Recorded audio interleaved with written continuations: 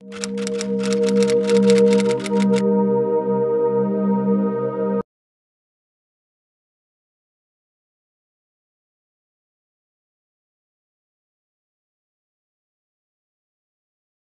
support the U.S.-Israel relationship. And this is where many other countries make a big mistake. They think, and we hear this openly or behind our back, it's the Jewish lobby of America. The lobby. As if it's some mysterious, secret force. Yes, here's the lobby. People like me. You know, people who wear ties and jackets and have children and love sports and love music and other things, just happen to like Israel and believe in the importance of its existence, and believe that it's in America's interest to have a strong relationship with Israel. This is the lobby. You know, I've just revealed the secret of the lobby to all the conspiratorialists. and we believe in the value of freedom. That's why we support Israel. Right. So 70% or more of Americans, which is a huge number, support Israel. And you look at who they are, and they are Catholics, and they are evangelicals, and they are atheists, and they are black, and they are brown, and they are white, because they understand that Israel is a democracy, that Israel is a reliable ally of the United States. Look at the Middle East today. If you're a country like the United States with global interests, who are the countries you can trust in the Middle East today? Who are the countries you can rely on? Who are the countries who were there for you yesterday, are here today, and will be there tomorrow? Syria? Lebanon? Is Egypt so certain going forward? There's Israel. Americans like countries they can trust, and they like countries that are democratic.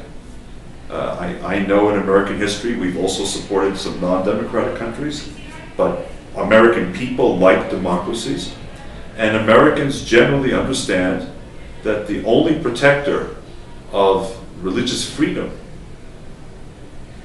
is Israel. Do you really want to be a Christian in Egypt today? I don't think so. Do you want to be a Christian in Gaza? Do you want to be a Christian in Iraq? Do you want to be a Baha'i in Iran?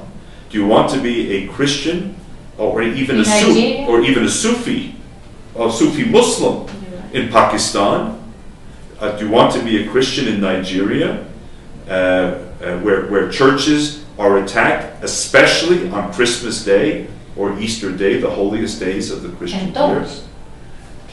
So Americans get it. They understand that Israel is not just a concern to American Jews.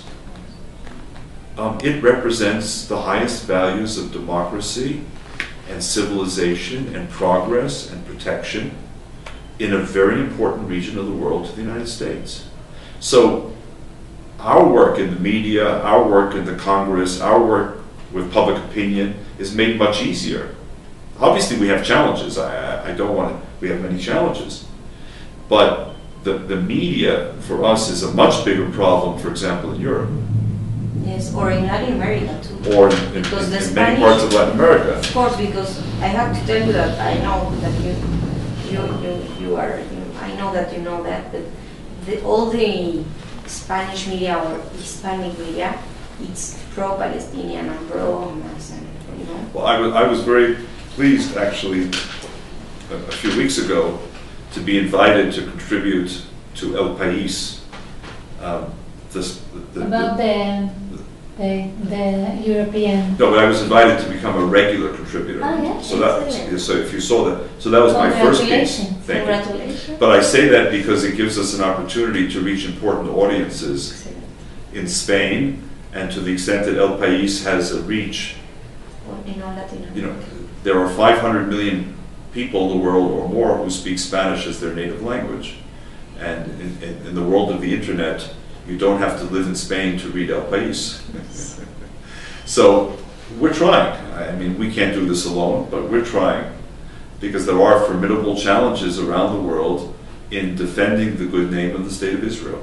Yes, because the arguments of, well, the other guys, you know, the bad guys, they are so simple that the communication, it gets like too easy to hear it, you know. And the left party here in Mexico is taking all the arguments pro-Hezbollah and pro-Palestinian state, and they are coming to the Congress and they like make great speeches, and they are like...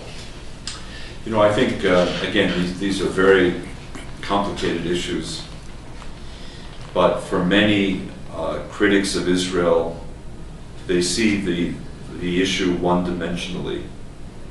They believe that somehow Israel is an occupying power, or even they think a colonial power. Exactly.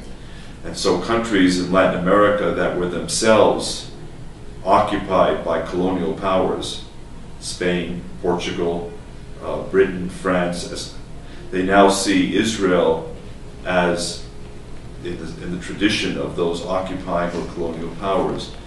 The problem is, of course, it's not true. And the problem is that one has to explain why it's not true.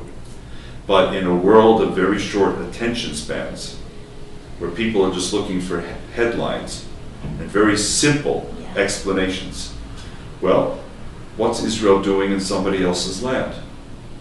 Why is Israel occupying Palestinian land? That's it. That's the beginning and the end of the story for them. What they don't understand, because they haven't given the time, or they haven't visited Israel, or they haven't studied it, is that it's obviously a lot more complex. And the truth of the matter is that Israel is the victim nation, historically. But Israel, for the critics, made the mistake of winning the war in 1967.